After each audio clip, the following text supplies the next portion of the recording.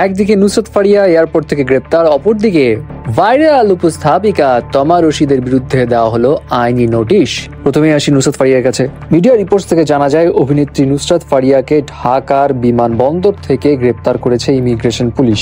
আজ রোববার সকালে থাইল্যান্ড যাওয়ার সময় বিমানবন্দরের ইমিগ্রেশন চেকপোস্ট থেকে তাকে গ্রেপ্তার করা হয়। মিডিয়া রিপোর্টস থেকে এটাও জানা যায় কেন তাকে গ্রেপ্তার করা হলো।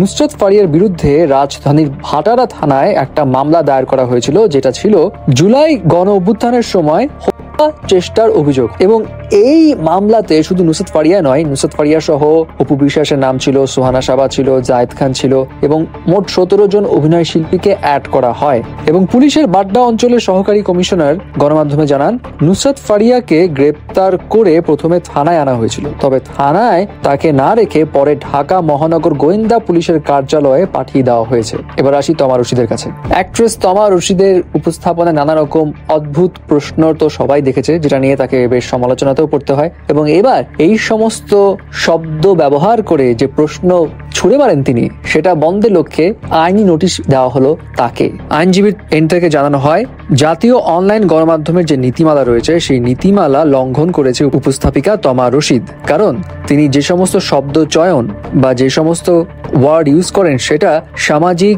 অবক্ষয় টেনে আনে, একটা কুরুচিকর পরিচয় দেয় এবং শিশুদের যে মানসিক কন্ডিশন সেখানেও এফেক্ট ফেলে। এবং এই সবকিছু বিবেচনা করে তার বিরুদ্ধে দেওয়া হয় এই আইনি নোটিশ।